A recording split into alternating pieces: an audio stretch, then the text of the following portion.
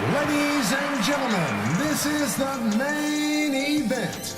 Fight fans worldwide, you've tuned into the #1 undisputed boxing podcast today.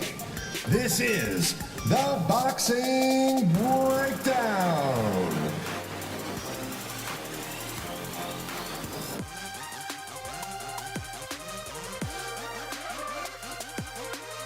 Now, your heavy-handed, hard-hitting host, Mark Roxy.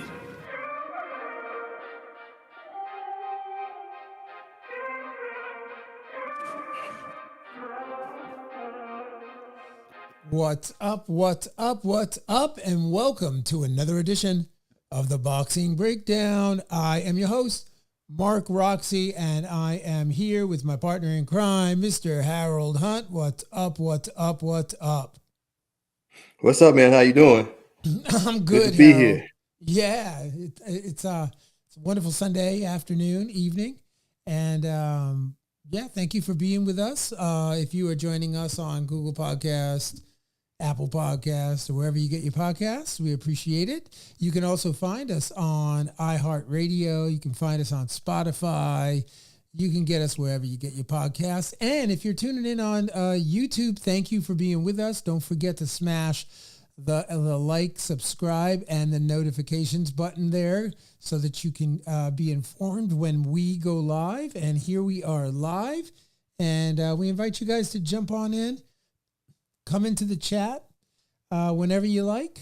And we're going to get started here. We have on today's episode, we are going to do a preview of Devin Haney versus Vasily Lomachenko, who, we've been talking about this for years, 2 or 3 years, and all these fights are starting to line up. We're going to follow up a discussion on some of the other lightweights that are out there that are certainly in the mix, and just trying to flush out what the lightweight landscape is going to look like in the coming 6 months.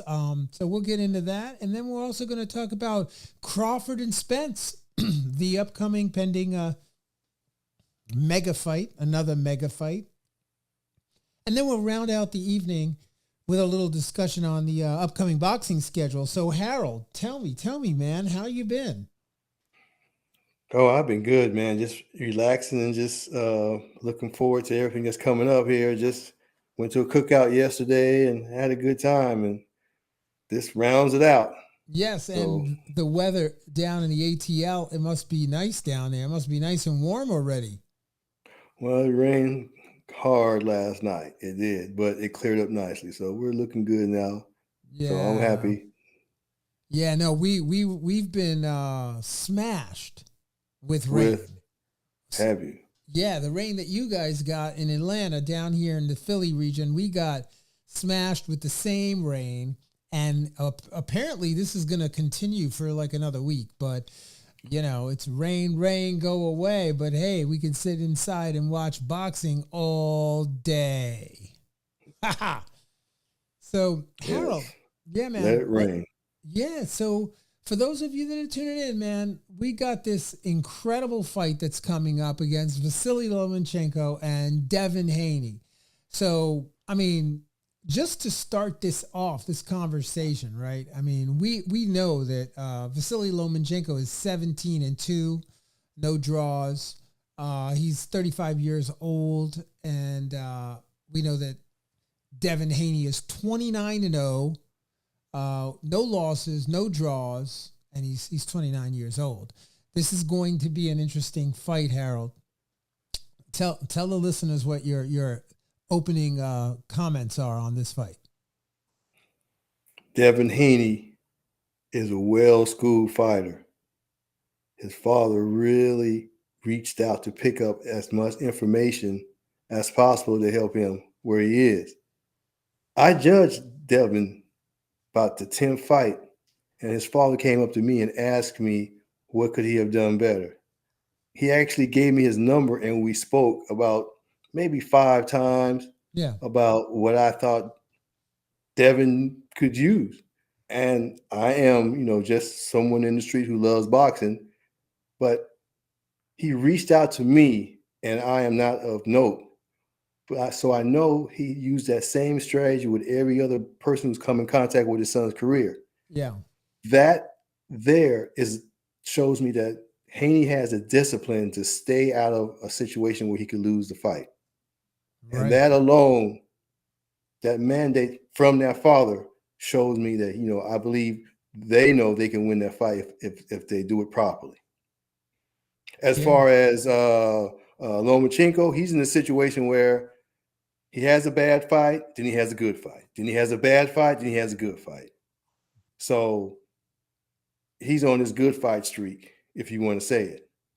So he's looking to really move the bar, and reclaim the greatness.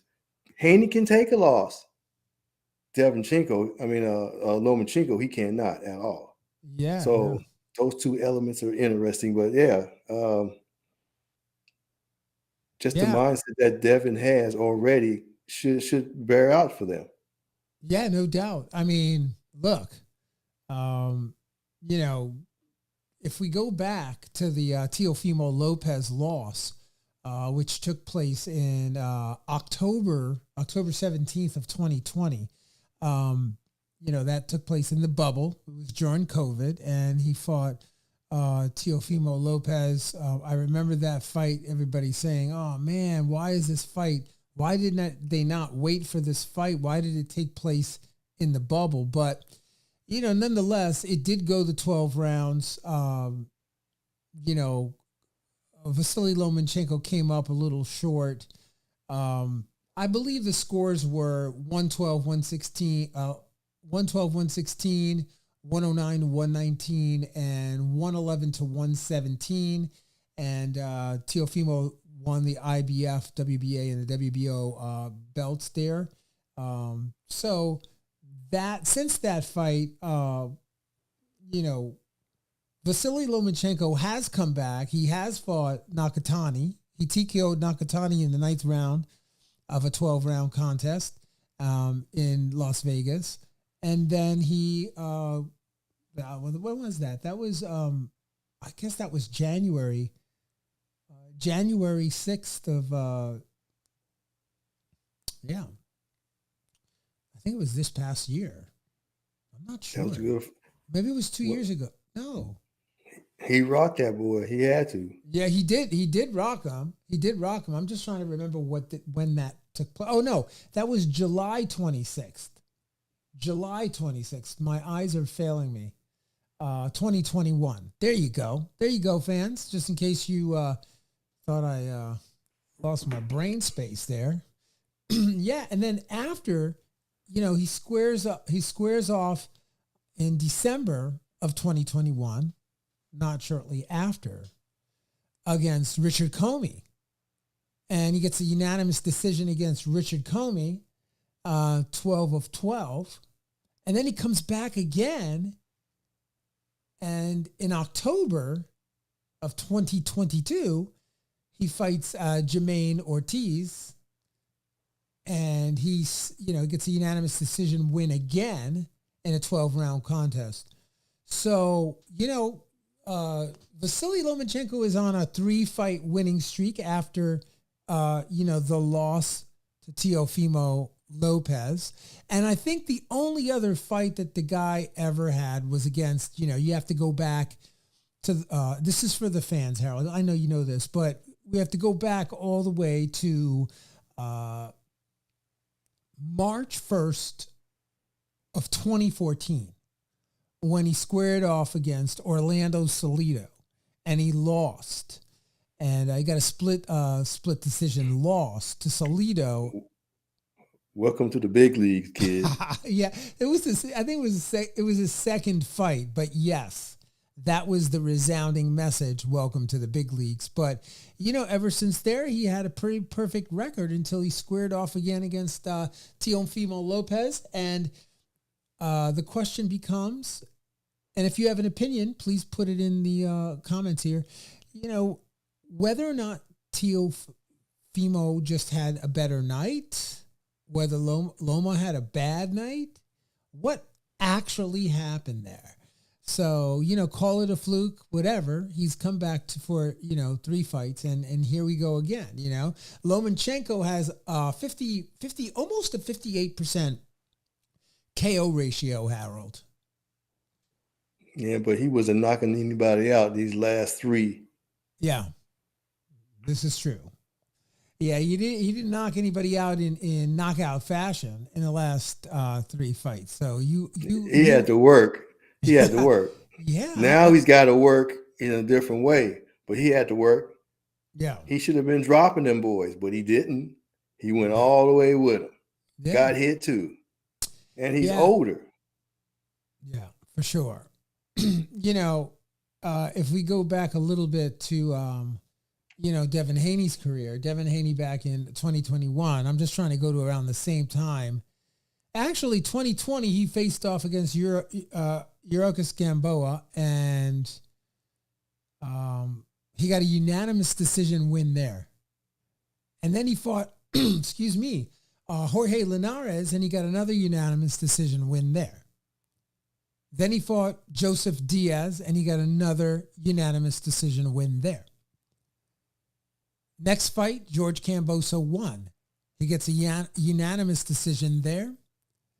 George Kambosos 2 back in Melbourne, and he gets another unanimous decision.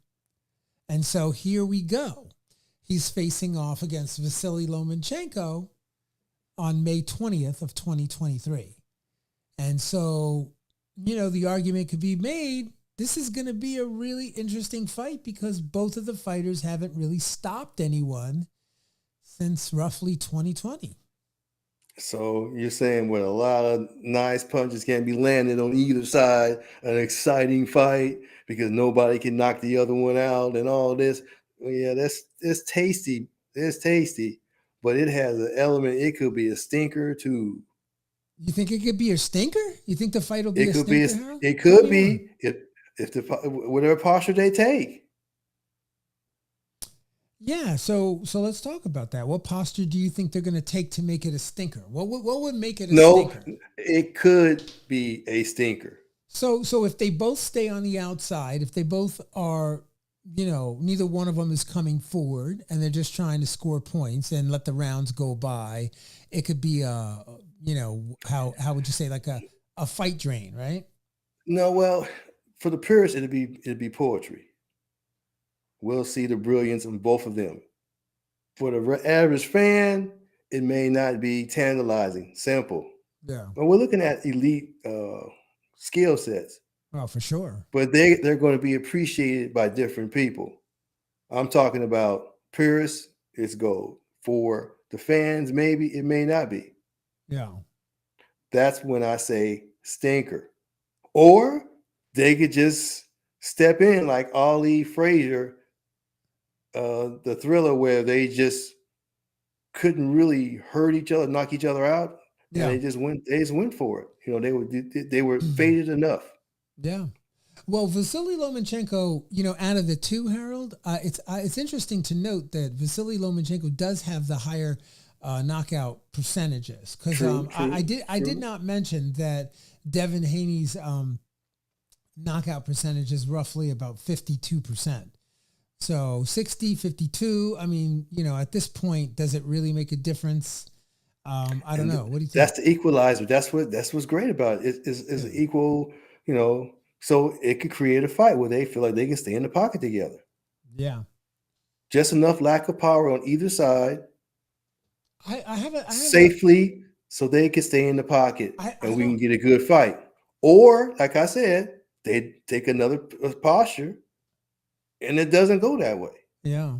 Well, interesting that you say that, because it could be interesting to see Devin Haney stay in the pocket, because he's not a guy that likes to stay in the pocket for long. He usually will draw you out and eat as you make your mistakes. So it could be interesting to see both of these guys actually try to trade on one another. And what comes to mind is I really don't think that Devin Haney would win that inside battle just because of the footwork. Yes. What do you think? Yes, I was getting ready to say that. Inside. He doesn't like the inside. If he gets inside, he'll tie up. Okay, Yeah. he'll tie up every time. He'll tie up. Okay, uh, because he does that, he doesn't really have inside game. He really tie up. But Lomachenko, from what I've seen, what I've heard, and different people have said or whatever, he Yeah. knows how to break up the tie up. Yeah. So Oh, he's not yeah. going to No. get a chance. He's not going to let Devin tie up. Yeah. So see, he's not going to let Devin's going to tie up. He's going to try, and he's going to stop Devin from tying up, and he gets to work on the inside. So Devin's got to come in with a better inside game because he's going to be forced to have one.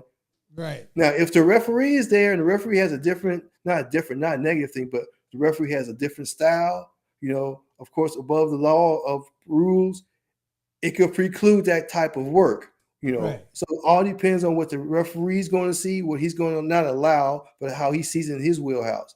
So there's so many other factors for them to fight each other in such a manner. So we have to just see who's the referee going to be, and then kind of go from there. But Devin is not. He's defensive first. He's defensive first, and he don't like the inside. Yeah. No. Or if he does have the inside game, we haven't seen it because he always clinches and gets out of it. Right, which is what I was saying. What I was kind of alluding to in the beginning is like, hey, maybe this could be a marquee fight for both of them where they can actually, create this idea that they would be an action fighter, so to speak, or specifically Devin Haney, Yeah. If he could pull this stance into his aura, he goes decision, but look, he's standing in the pocket the whole time, right. taking them and giving them, hey, he could change his narrative. He really could. Yeah, no, I agree. He really could. And that would be an interesting give. That would be an interesting give for the fight fans. Yes, it would. Wouldn't it? Yeah, but he'd be taking some punishment though. Yeah. Because Lomachenko's going to be hitting him at a rapid rate in a lot of different places. Yeah, especially on that inside fight. So let's flip the script on this. Let's say this fight doesn't take place on the inside, and or the majority of the fight doesn't take place on the inside, and the fight takes place on the outside. What are we looking at? Well, Lomachenko can jab, of course, and he'll get in and he'll use the footwork to get in and land the jab and go from there. So it's not an issue for him to go into the Devin and do the jab and get his offense off. That's not an issue. On Devin's side, his offense is just going to be with that beautiful jab, and he's just going to keep him at the end of that jab, and he's just going to be pairing him as he comes in. But Lomachenko can get in, but sometimes he can't, and sometimes he'll be scored on. So that's going to be nice to unfold which style is going to be dominant in that. But we're going to see both styles affect each fighter. There's no doubt about that. So inside, outside. If you want to be Devin, maybe outside may be better, But then he may have inside game we haven't seen, right? So I don't know. But if it's on the outside, I like Devin to be able to keep him off because of the youth and all of that. But Lomachenko's really been coming at him with some really good stuff. He's going to be landing too. So that's going to that's a nice fight. Outside fight is a nice fight for me personally. It's a nice fight. Yeah, no, I mean, I think that fight definitely favors Devin Haney if it's an outside fight and Devin Haney's able to maintain that distance in the fight. I definitely can see that the skill sets and his attributes will probably lead him to victory in that particular case. But I mean, who's the hungrier fighter? I don't know that you can really make an argument that either one of them is more hungry than the other for different reasons, because Vasily Lomachenko understands that this is going to be like a make or break fight for him. So does that make him more hungry? And then with Devin Haney, Devin is he's got big fish to fry in the division. So how aggressive, how aggressive will he be coming into this fight? Be very interesting to see. Even if Devin loses, he'll still be the marquee guy. He'll still be the guy. He'll still get all the fights with all them other guys. Yeah. He'll still have it. He'll still get it. he'll still get it. He'll still get all those fights he wanted, even with the loss. I'm not saying he's going to have a loss. I'm just saying even with the loss, because he even if he don't have those belts, Yeah. he got that now. He got that. So that's a concern. I don't really see that. Like you said, Lomachenko's situation is different only because this is his last kind of thing. Yeah. But he can be a really nice, dare I say the word, gatekeeper. I mean, yeah. I know that's a derogatory term sometimes, but well, you're spanking my hand for it. But what I'm saying is, he can lose and he'll fight a lot of those guys, but he won't be looked at to win those fights. Yeah. He'll get to run the whole block like everybody else, right? But he won't be looked at as a possible winner of those fights. Yeah. So he must win this fight to keep that stance, to keep that status, that side of the fence. Yeah, no. Listen, man. I mean, I'm just looking at the caliber of opposition that both guys have faced. And it should be noted, like, Vasily Lomachenko's been in the ring with Guillermo Rigondeaux, but he was a weight bully. You get nothing for that. No. Yeah, well, I mean, these are serious fighters in the division. These guys that I'm gonna name are very, very, to their you can credit. throw that one out. You can throw that one out. Well, you can throw that one out. I'm just saying that, the guys that he's fought, Jorge Linares. Now, you talk about a gatekeeper, and I'm sure he would be glad to call himself the gatekeeper, because if you get past Jorge Linares is a big puncher. You get past Jorge Linares, you might be going places, and he did. Jorge Pedraza, he took Jorge Pedraza, he beat him. Anthony Carello.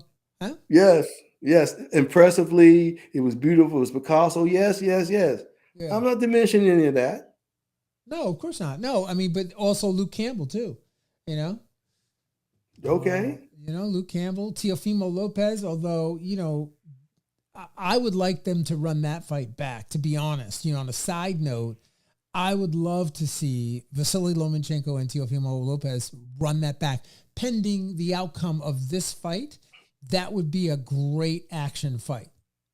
Yeah, but that's when you hold that for 3 or 4 years, 4 years, right. 5 years. You pull that one up at the very end when you get ready to cash out. You don't do that now, man. Yeah, that would be like a Mickey Ward to Toro Gotti, right at the very end. That would be a big fight for sure. But it would be a good fight though, because especially what they did upcoming to that fight, these next 3 years or 2 years, what they do, Yeah. So there's some nice fights that can sit on the stove. Yeah. Yeah, no, I'd be very interested to see that fight. But then again, Devin Haney, man, I would love to see. We're already going into the next topic here. We've already started to loom ourselves right into the Shakur Stevenson, Devin Haney, Tank Davis, Teofimo Lopez, and whoever else we want to mix up in that weight division. Because Lord knows there's a lot of talent in that particular weight division. So, I mean, this conversation is really about, like, what do we do with Tank and Haney? How's that play out? Tank and Haney. Okay, well, Shakur is a defensive first fighter. So he's saying, you can't hit me, but I must hit you. I got to hit you, but you just can't hit me. So his defense is first. Right. Whereas Tank is like, he runs you into stuff. He baits you into stuff, and then he'll drop it on you. So he'll run you in. If Shakur's not coming in trying to be aggressive and defensive first, he may not play into that wheelhouse. Right. So, but Tank is talented enough to go either way. So they'll both box to an extent, but Shakur may be able to win the rounds. Right. 10-9, 10-9. And then that one may force Tank to go drop the hammer, because Equalizer, if he hit him, he could go down. Everybody basically goes down. Shakur could go down too, but he'll get up. But I'm saying he can go down. So it's a good fight. It's a good fight. as a really good fight, and we have to see how they're going to, go through with it. But the defensive posture always works out, and it's like Tank gets to fight Floyd because Shakur Stevenson is the closest thing to Floyd that Tank's going to see now, and he gets opportunity to see if he can match himself against his own idol, right? Because Shakur is the closest thing to Floyd. The defensive thing, the offense, the placement, the movement, that's as close as Floyd can get. So it'd be a good fight for Tank to see if he could solve that style. Right. That's going to be good. And then Shakur is just, otherworldly. He's got all of it. Yeah. But he doesn't have a one-hitter quitter. Yeah. Yeah, for sure. Yeah, that we've seen yet. Yeah, right? Not that we've experienced in the ring where we yeah. It's more like, his last fight, I think he fought this kid, Yoshiro Yushiendo. I think that was the guy that he fought. Who? Shakur. Oh, okay. Oh, okay. Yeah. He just recently fought him at the Prudential Center in Newark, New Jersey. And in that he fight, sold out. He stopped him. But the ref stopped the fight. But, the argument could be made that the guy was going to go to sleep the way the fight looked, the way it looked at that moment. So he could have gotten that one-hitter quitter in that fight if the ref didn't stop it early, Yeah, but he knew he was sharp. Anybody would have went out that night. He was too sharp. It didn't matter the opposition. He was just really, really sharp. Yeah. So when you're sharp like that, it doesn't matter who's over there on the other end. Right. He just got to be sharp like that when he fights other people. But he was extremely sharp, and that other fighter was a doable fighter. Yeah. He was able to get a lot of angles and drop a lot of punches. He was able to show almost a lot of his style. Right. It was nice. Yeah, just to go back to the Vasily Lomachenko and Devin Haney, I was just thinking that Devin Haney also has some significant. He only has about 4 or 5 inches in height in this fight. That's going to be going for him as well. But the reach is what, 1 inch extra? That's it. Something not long. The reach, I think. Let's see. No, so it's about 5 inches, Harold. I think Devin Haney's reach is 70.9 inches, and Vasily Lomachenko's reach is 65.35 inches, 166 centimeters. But but he's gonna land the jab. That's a given. Yeah, that doesn't even matter. Those inches have no consequence whatsoever. Yeah. He's gonna land his jab how he wants to land it. It's not going to be negated. Yeah, it's really, folks, it's really an interesting fight on paper because, you can see these attributes that we're trying to pull out for you so you can really hear what we're talking about. But I think there's something else here. I think the fact that both of them have this, this propensity for not knocking people out, so to speak. They're not big punchers, although Vasily Lomachenko, again, 62.5% KO ratio versus 52% KO ratio for Devin Haney. The thing is that Loma has gone for the knockout more often than not. And Devin Haney is very comfortable just gliding into victory. So that I'm just saying that, with that height differential, it'll be interesting to see how the Haney camp prepares for this fight and what kind of game plan they have in store for Vasily Lomachenko and vice versa. And it's not to knock him out. It's not to knock him out. They're not going to go in there trying to knock him out. Right. So at least one or the other. Yeah. Well, we looked. It's going to be the other. We saw this fight with. Do you think there's a comparison at all to George Camboso's fight? What? The George Camboso fight against Devin Haney. This is what, something like that? Yeah, you think it's going to kind of look like that? No. No, we're Okay. talking about Lomachenko. We're talking about a different car. We're talking Yeah. about a different skill set, different movement, one of different angles than Cambosa. Cambosa's an excellent fighter, he is, but in his genre, Yeah. he is what he is. No, that's not going to be similar. That Right. thing will not dance the same. No. Interesting. Y'all heard that. You heard it from Harold. He doesn't think it's going to be a repeat again of similar fight tactics and similar fight No. that happened with George Kambosos. No. And to the point, I do think Vasily Lomachenko's coming. Mr. High Tech is going to come with some high tech skills to try to, regain, division superiority, if you will. Youth must be served. Yeah, Youth must be served. Yeah, so let's just really quickly jump into the rankings here. Okay, these are just loose rankings. This is my source rankings. We got Shakur Stevenson, king of the division. They're calling him the king of the division. You guys can, you don't have to agree with me. And Harold, I like to know that you don't disagree with me. That would be great. And then, we've got Gervonta Davis is 2. Followed by Devin Haney, followed by number 4, who's George Kambosos. He's right up in there. 5 is Vasily Lomachenko. 6 Who'd you say was 1 again? I missed that. 1 was Shakur who? Stevenson. Shakur Stevenson, the belle of the ball, the king of the hill. Okay. All right. Yeah. All right. We got number 7. We got Ryan Garcia still in the mix, still up there. Still, he's still a player. You got Isaac Cruz as number 10. Right, William Zepeda, who just won the other night. He just, what was the guy's name that he fought? Excuse me, but he just fought Abolidia. That was the guy's name, something like that. Abolidia. I be smashing these guys' names. Harold, I smashed them. No, sometimes you do pretty good. Yeah, but Abolidia. I don't know if that's how you say his name, but basically Zepeda just stopped him. And so he's still up there. He's still in the rankings at number 8.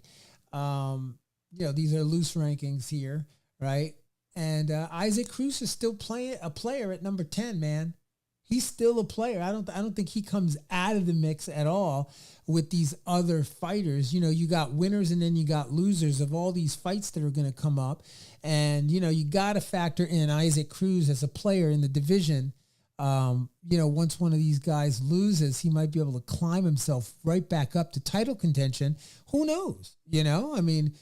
Same with Vasily Lomachenko, same with George Kambosos. I mean, this is turning out to be a really competitive division filled with losers. Yeah, there's a lot of money there. Yeah. That's all those people you name. Yes. Man, they all can get good fights. And what's happening that at this point, you got enough of them with the same type of records, the same type of losses that is still palatable to the promoters and the fans. So yeah, there's a lot of money. That's hot money roll right there. No, I mean, absolutely. And I didn't mean like losers. I mean, they're all winners. We all know that. Oh, yeah. But for them to all have the same type of record in the same financial pool, able to fight amongst each other and make money, that is a good pool to be in. Yeah. I mean, Frank Martin is 17-0. He doesn't have a loss. And William Zepeda is 28-0 with no losses. But pretty much the landscape in the division outside of Frank Martin and outside of William Zepeda, all the other guys have losses with the exception of Devin Haney, Gervonta Davis, and Shakur Stevenson. So, somebody's O has got to go. Or stay. But listen, I really would love to see the Shakur Stevenson versus Gervonta Davis fight. I think that Shakur, he may not be fully baked yet. He may need a couple of other, maybe 1 or 2 other fights to get him ready, possibly. But that's up to his handlers. I could make that argument, but I also think that he could get right in there and mix it up with Gervonta Davis or Devin Haney, or, I think he's more likely to call out Devin Haney if Devin Haney wins against Vasily Lomachenko. I think you'll have a Shakur Stevenson, jumping out and trying to get a fight with Devin Haney over Gervonta Davis. Thoughts? My friend calls Shakur the pretty young boy. Yeah. That's what she says. Yeah. And he's going to be in a situation where, I agree with what you're saying. He may need some seasoning, whatever. I say run on his side, make that, and fight those 3 or 4 fights. They're not going to come together. He's ESPN and Al not right now. Let that thing go 3 years, maybe 2 years, and let them both run their O's until, Tank don't need nobody to make any money. He can fight you, Mark, and he's going to sell out 22,000 everywhere he go. Shakur can't do that yet. He can do that at home, but he can do that going forward here. Yeah. So once that lines up, then they can fight. But right now, I wouldn't even try. And like you say, for you to say it benefits Shakur because he gets to get the experience, because we know Tank got the experience. Yeah. Tank fights the good fight. Tank is already right in with the best. There's no growing for him. He's at his power. He's dominant. We just got to wait for Shakur to get to that point where they can come in equally, within their skill set, and then we have a fair matchup. But I agree with what you're saying. Let them run over there, but go make that money over there. You go make that money over here, and they're both superior boxers. They're not going to take too much punishment, and yeah, no, definitely, as you said, Shakur needs a little seasoning. Yeah, no, definitely. I think that if you're handling Shakur, you definitely, obviously as handlers, he's being handled by one of the best in the business and the top of the heap, top rank, incorporated. So I don't think it's an issue of them not knowing exactly what to do, exactly how to move him so that he can, he can become their world champion. He's super marketable. He's super likable. He's an amazing kid. He's a hard worker. He stays out of trouble. He had some trouble, several years back. I think maybe 3 or 4 or 5 years back, he had some trouble. Just in genetic stuff, very genetic. Yeah. Very. He just wasn't like he just happened genetic. To be in the wrong place at the wrong time. But since then, he's cleaned that up, and you don't hear anything about any kind of misbehaving, or he's just a blue chip. He's really a blue chip. Is the best. I don't mean to call him a blue chip, but he is. I forgot all about that. Yeah, man, he's one of the guys in the division, in especially in the lightweight division, where you really, if you've got him signed, you've got some serious longevity. I kind of see his career going similarly to Floyd Mayweather Jr. Yeah, I see his career ending up very similar, provided now he can get past the next 2 or 3 tests, because the next 2 or 3 tests, people are calling for him to step up and make some real fights. And he just got there. He just got to the division. He just got there. Mm-hmm. So his next fight shouldn't be Tank and all that. Yeah. No. I actually feel that he's even a better fighter at this division than he was in the lower weight. I do. I really feel like he's more exciting to watch. He's got a little bit more weight. He's carrying a little bit more weight. He's filled out really nicely. I kind of like him fighting here at lightweight, and I think that he's going to do really, really well in this division. Stacking him up against a guy like Ryan Garcia, I think that's pretty easy fight. Stacking him up against George Kambosos, I think it's going to be an easy fight. Vasily Lomachenko, most likely an easy fight. Frank Martin, yet to be determined. Ryan, again, William Zepeda, easy fight. Now Isaac Cruz could be a little bit of a problem. He beats them all, man, including Tank. He beats them all. He beats them all. I'm playing devil's Now advocate here. he may not beat them all the first time. Yeah. If he don't beat them all the first time, he'll still go back and beat them all because he's got the skill set. They may get one, Right. or they may get none, but Yeah. he's going to beat them all because he's got the supreme skill set. Right. He's the class of the division to me. Yeah. So listen, we're not even talking about that.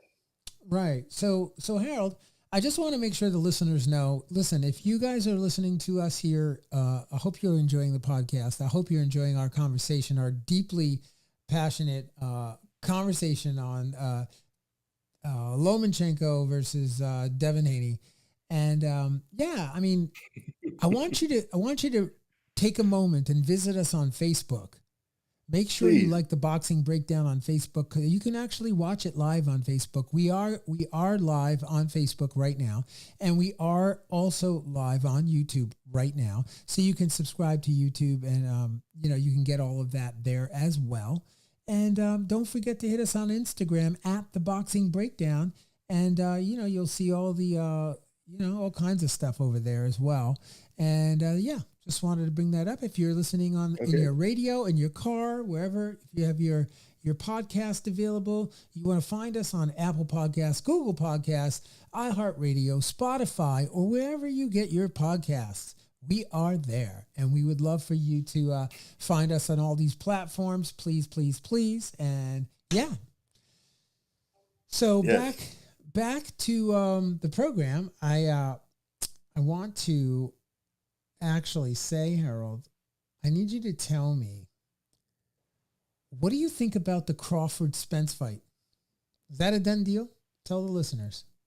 No, it's not a done deal. Crawford, no, it's not. Sure. There's a possibility that we have to just wait and see what Spence is going to do.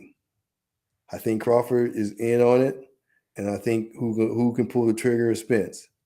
And that's basically it. So Crawford just wants to do it now and Spence. So that's the entire premise of all the talk, all the speculation, all of that. Crawford's already in. Okay. He just wants to do it. So it all rests on, Spence. And, Spence is the A side. So Spence is going to do what he wants to do. Right. So we just have to wait and see how that goes out. But I'm glad it's picking up steam again, Mark. It's nice to talk. We've had a couple big fights, right? We got another one coming up. It'd be nice to add this to the plate. So maybe there's some not pressure, but maybe, the boxing fans are being satisfied or whatever. And it's kind of prodding those guys. I'm thinking we got to see what the real money has been from the one just passed, Haney's. Well, no, that's not really a money fight, but we just got to see what the numbers are going to be, going forward. Lopez's fight is going to be good with numbers too. So we're really going to see what's going on with that. But hey, I just see it where it is, and it's in a good place. Well, check this out. I mean, one of the biggest fights in the history of boxing is on the verge of being made, folks. This is one of the biggest fights in the history of boxing. It will be when it happens. Verge. On the verge, yeah. I know. Well, hey, listen. Key word. Yeah. I mean, this is what it is. But, the thing that kind of is a little alarming about this is that today is April 30th. We're talking about this mega fight taking place on July 22nd in Las Vegas at the T-Mobile Arena. Right? So it's also going to be a Showtime pay-per-view. I'm not too concerned about the pay-per-view because people won't buy until the last minute anyway. But, the arena itself and how they're going to fill in the arena, if they're talking about a fight on the 22nd, I guess maybe they're just counting on the demand being so very great that it's just going to go, as soon as they announce it, Is this signed? Is this signed, Mark? Is this signed? Well, or is it still speculation? So it's not speculation. What it's they're not. saying, no, it's not. The reports are as follows, okay? They say that Errol Spence and Terrence Crawford fight is booked. They're working out a couple of the little minor, quote unquote, Excellent. minor details for the final negotiation for a fight on July 22nd in Las Vegas. And they have announced that the fight will take place at the T-Mobile Arena, and it will be broadcast on Showtime pay-per-view. So this is happening, Harold. Oh, Okay? I mean, unless someone pulls out or someone gets an injury, or you know how this stuff goes. I mean, everybody that listens to the podcast knows exactly how this stuff goes. Everybody have there knows. been contracts? Nah, yeah. Well, Spence is, he returns to defend his IBF, WBA, and WBC titles against Crawford. He hasn't fought since a win over Urocas. Urocas Gamboa, not Gamboa. Come on, please. Eudenis Ugas last April, where he won a 10th round TKO. So he hasn't really fought since then, Harold. So I don't know, man. It's going to be a big, big deal, though. This fight is booked. Huge. It's booked, right? It's booked. Yeah, it's booked, So, quote unquote. okay, but we haven't seen any contracts. Am I missing something? Are you being vague? What? No, Is I'm it not. signed? I'm not being vague. I exist within the boxing paradigm, and Okay. because I exist within the boxing paradigm, none of us knows what could happen. We just know, right? This is what I know. It came over the wire. This is wire news. It's not private news. It's public news. So you can read about it yourself. If you want to go to ESPN, go to, I'm not going to plug any of the other, platforms, but you can go anywhere you find, information about the fight. And Okay. Do you believe it? Do you believe it? Hell yeah, I believe it. Of course I believe it. You know why I believe it? Because I'm a believer. I'm a believer in good things happening to those of us that really we just kind of manifest this stuff, Harold. You know why? We've been manifesting. That's a Beatles song. Yeah, and we've been manifesting the Gervonta Davis fight. We've been manifesting Ryan Garcia, Teofimo Lopez, George Cambozo, Vasily Lomachenko.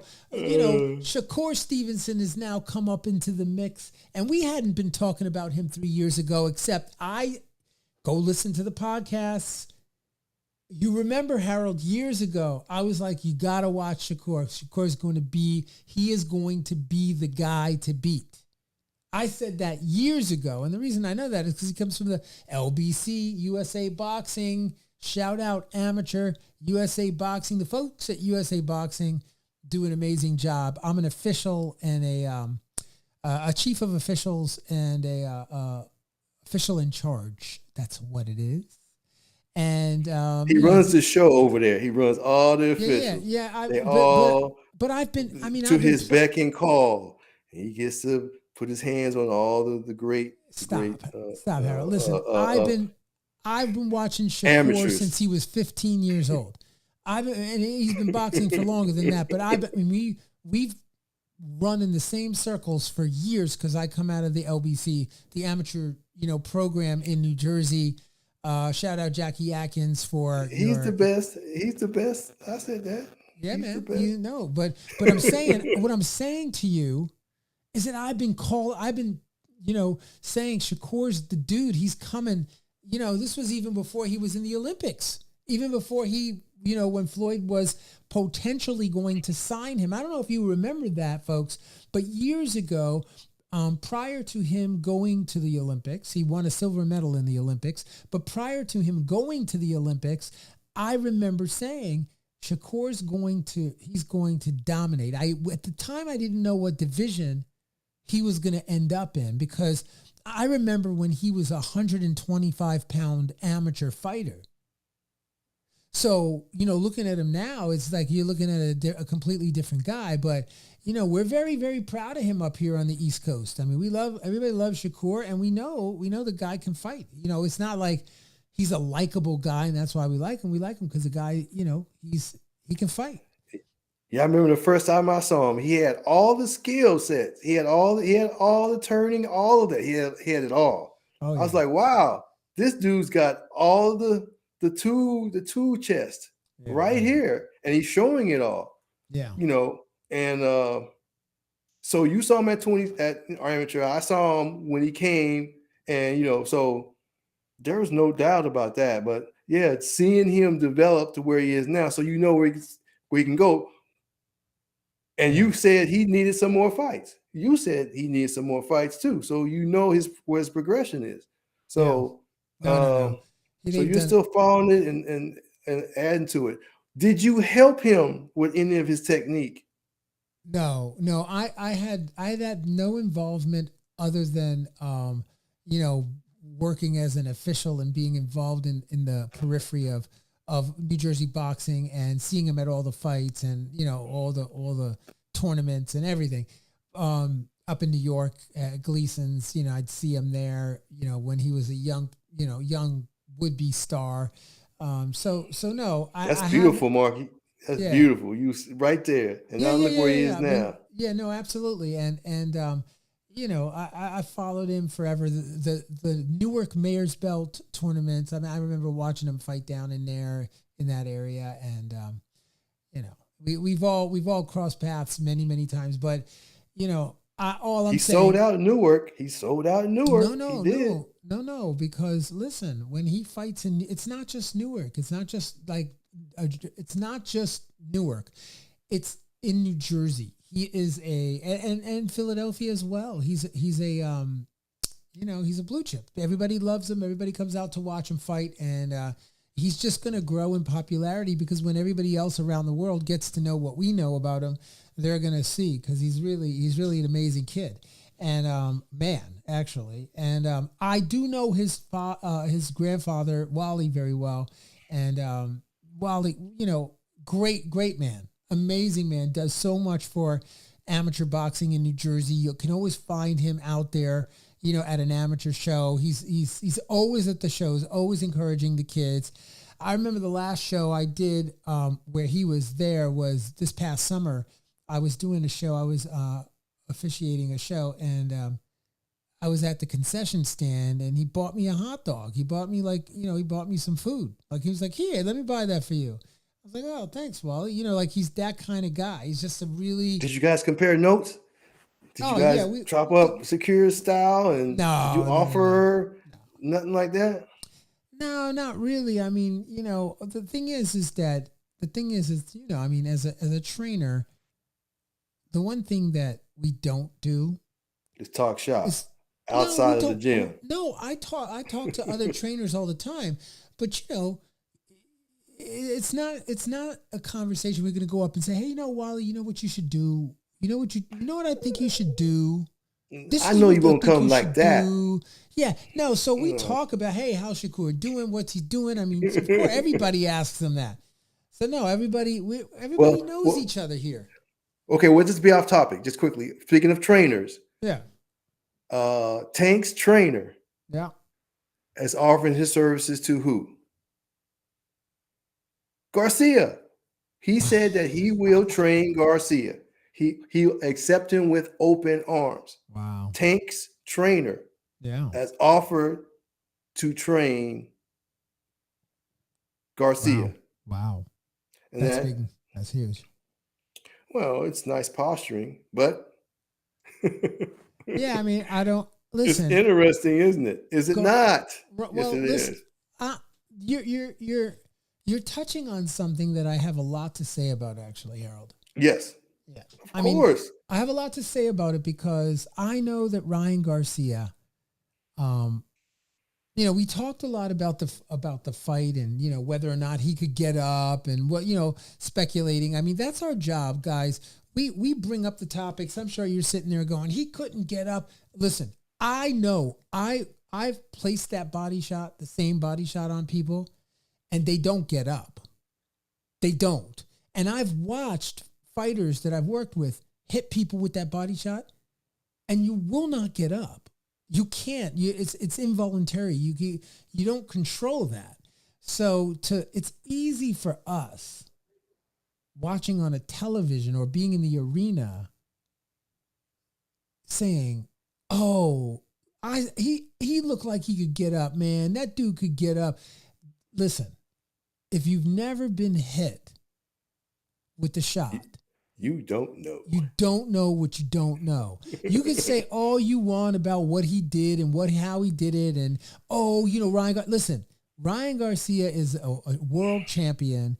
The guy has more guts to be in the ring, period, doing what he did against what I would call a devastating, defensively superior master of boxing. And he took the fight. He took the big fight. He opened up the Pandora's box of big fights. And he led a whole generation of fighters saying, dude, step up and fight. Stop hiding behind your winning record and take a real fight. And he did that. So my hat goes off to him. I heard Dwayne talking about this, and Coach Dwayne Fenn was on the last podcast we did. And I went back and I listened to the podcast, and Dwayne was right. He was right because, and we had conversations after that. We talked about that. Ryan Garcia, my hat goes off to him because he took the fight and he did what most people wouldn't do, which is fight a killer. He did that. And, the fact is as a coach, if I'm putting my coach's hat on, then what I'm going to say, Harold, to you is that fighters need guidance. Fighters need coaching. Fighters need teachers, mentors, people that are in their camp, that are around them, that will help them with the physical, spiritual, and mental aspects of being a fighter. And what was missing and what was lapsing in the Ryan Garcia fight is that he wasn't there mentally. I do not think that he was prepared, and he believed in his heart that he could win that fight. Yeah, he kind of psyched himself out to me. He kamikaze that, he kamikaze that. But he was going to take that loss, but that's how his mentality, like he went just. Yeah. Everybody talked about the fact that he used his jab in the first round beautifully. He created the proper distance, and he managed the entire fight. He had the fight winning. And actually that one round where he got knocked down, that flash knockdown, he was winning that round. And I went back and looked at the judges' scores. I think one of the judges gave it a 10-10. Did you see that? Yeah. Yes. And that's bold. I mean, that's very bold to do that, because he was winning the round, and he just got, you just can't drop it. You just can't do that. So that's commendable. And that shows strength and character to do that. But it depicted exactly what happened. But then things changed, Mark. Yeah. No, it did change. And, this is what I was trying to allude at before, Harold. One of the things that changed, one of the things that was most significant is that he knew what he had to do, even without having, a director, a person in the corner to really, really mandate what he should be doing. He knew what he should be doing. Oh, that was a shot at Joe Goosen. Well, no, I'm not. I don't know. I wasn't there. I don't know what the role of Joe Goosen was in the camp. I don't know what Ryan Garcia's true training habits were and are as a fighter. But what I know is that he was with the Canelo camp. He's with Joe Goosen. He's doing this. He's doing that. The question, Joe Goosen came out and said it. I didn't say it. Joe Goosen said, you don't train Ryan Garcia. You collaborate with him. And I think that sums it up. That says everything you need to know about their relationship. Like that.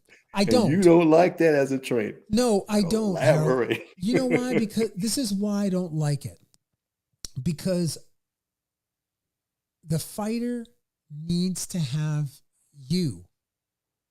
And they need to know that you 100% unequivocally are looking out for their best interests no matter what.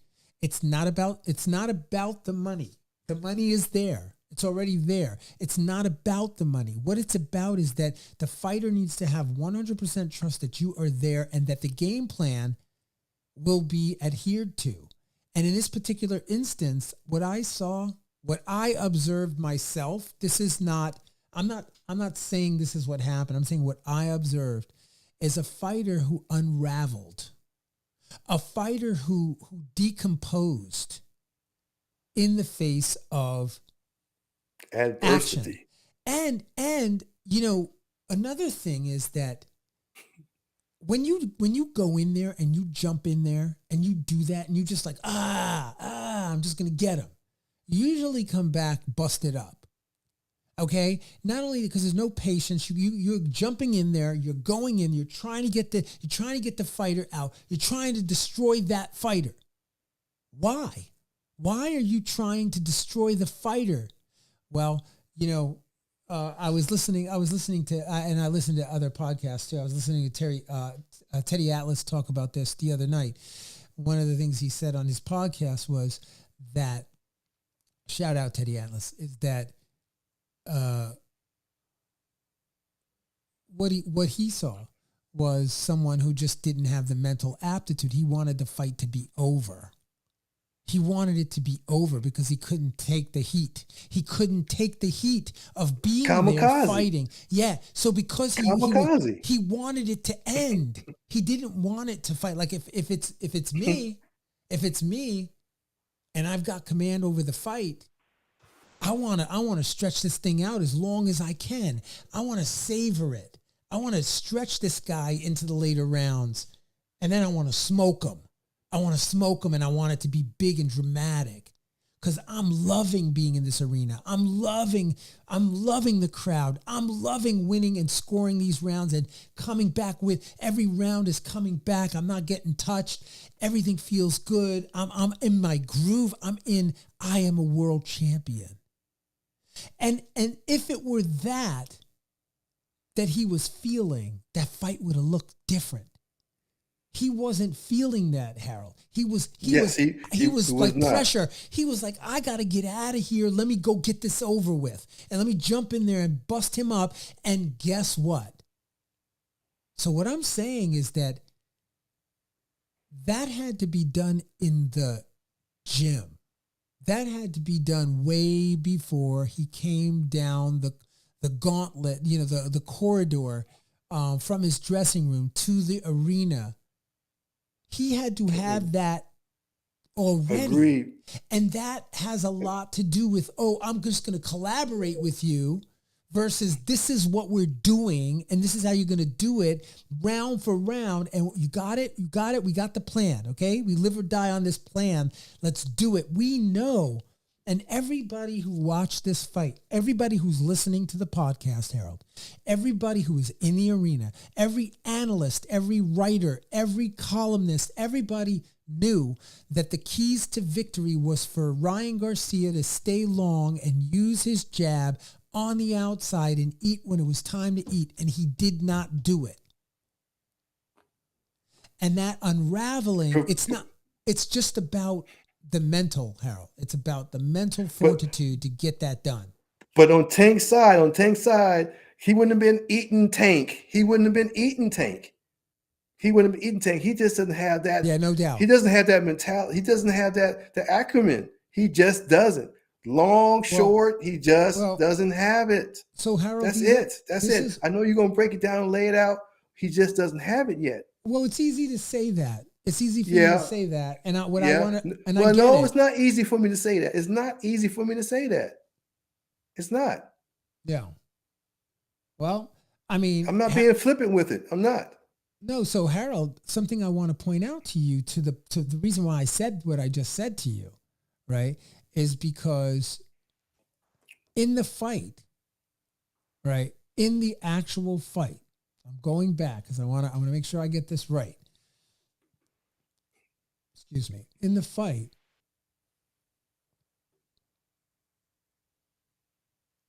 I gotta get the let me get the scores. Hold on, pull up the scores. That's what I want. I want the scores, man. Yeah. So in round one, Ryan Garcia won. Right? In round one, Ryan Garcia won round one, right? So I gotta go down and look at these scores, man. But basically the point is that even the round that he got stopped, he was winning that round. He started out winning that round, which is why one of the judges gave it a 10-10. Dave Moretti gave it a 10-10. Yes. And that's why he gave it a 10-10, because Ryan Garcia was winning. So to your point, yes, I get that, Gervonta Davis really put on a masterful performance, and we know that he's a tactician. We understand that he's a defensively brilliant southpaw. And chances are that would not have ended well later in the fight. I get that. But what I'm suggesting here is that Ryan Garcia needs to have someone in his corner that he can put his trust into, that he can defeat, that he. And so if that's going to be, the Davis camp, then hey, if he's able to do that, hey,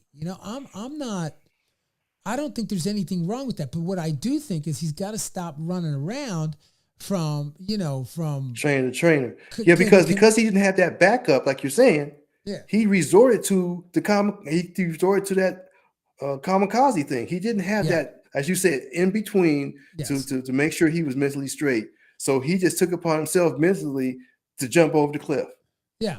Exactly. So I get that. And that's what we all see. But still, maybe the acumen wasn't.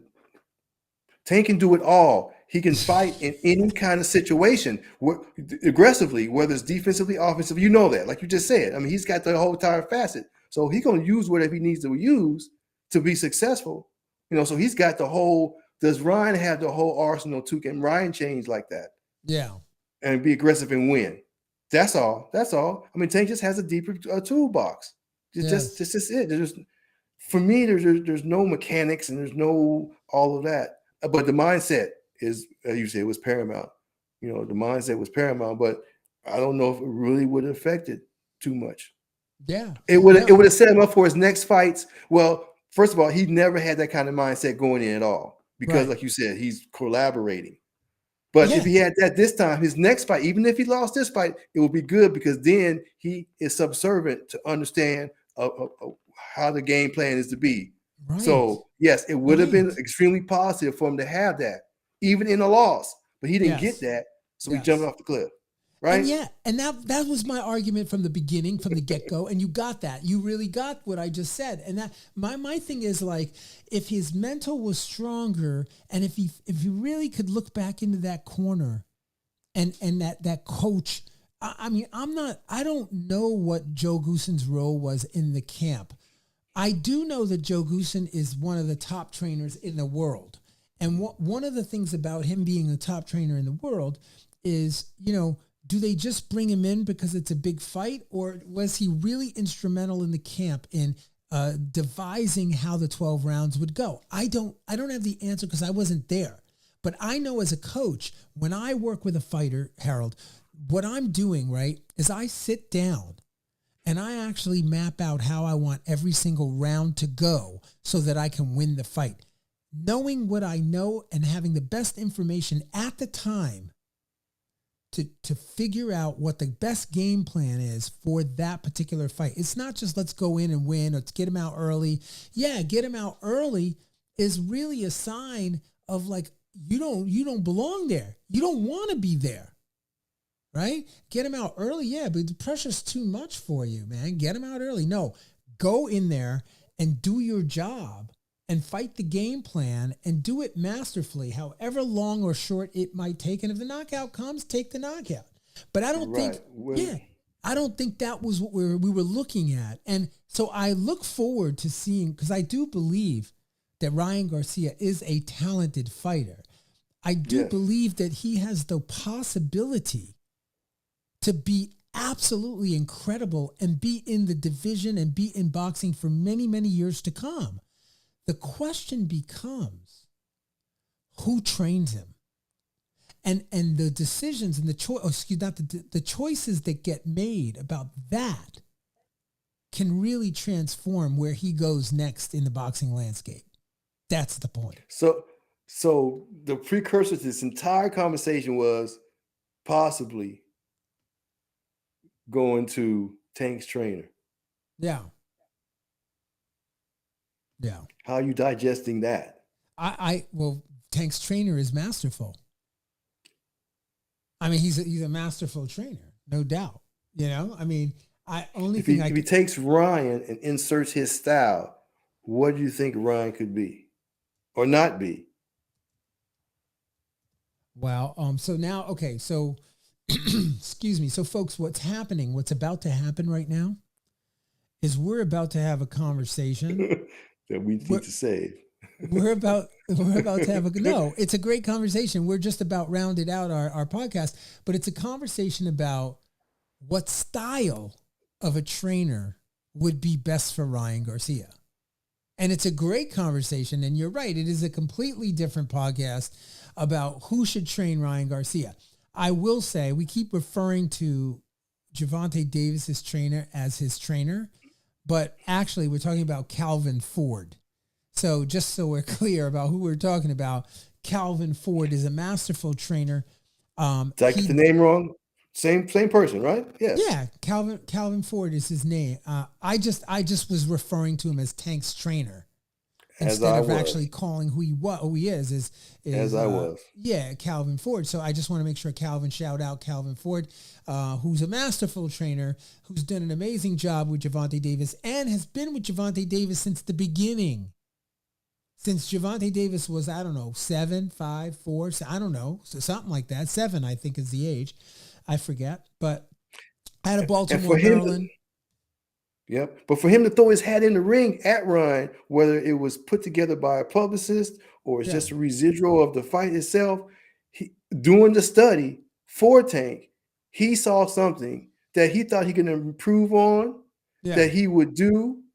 Because he saw that talent there, and it's a different field than Tank, but he wants to apply his work to it. So for him to say something is, a tribute, and there's a bunch of other trainers out there, but I'm talking about this trainer, his style. I think we can talk about all the other ones too. Yes, of course, but his style, because it's a style that's, it's aggressive, but defensively, it's great.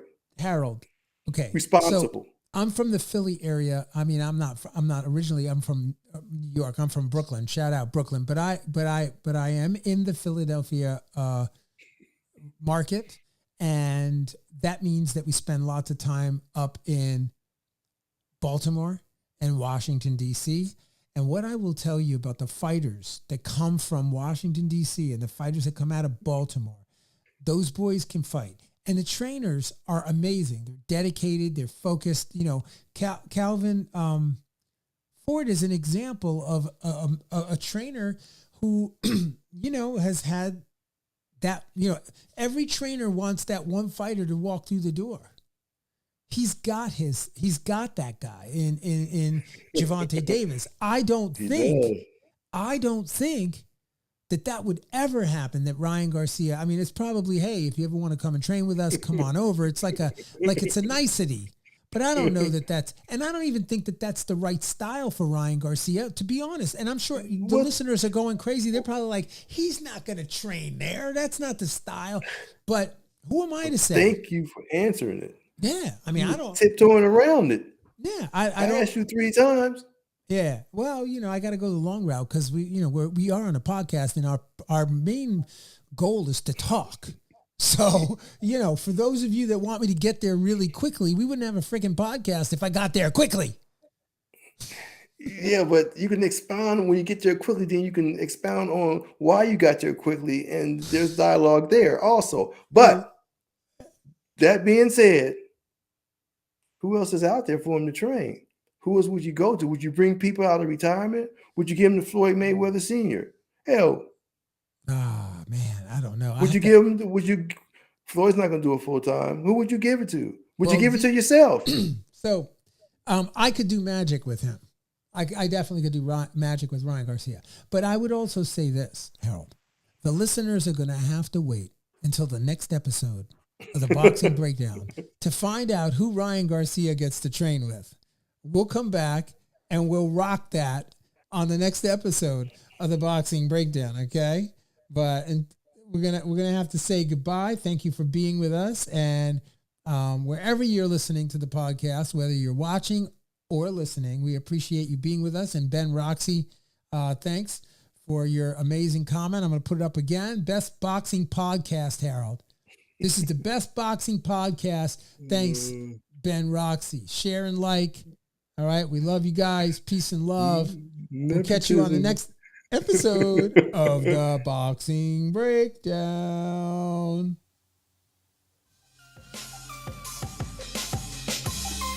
Fight fans, join host Mark Roxy and special guests as they break down all aspects of the boxing world, including news, business, management, training, promotions, fan reactions, upcoming events, matchups, future boxing stars, title fights, state of the boxing world, and all the stuff you don't see when you watch boxing. This podcast is released each week on Thursday at 8 p.m. Eastern Standard Time. Live streamed on YouTube, Instagram, and Facebook Live. It's the Boxing Breakdown, hosted by Mark Roxy.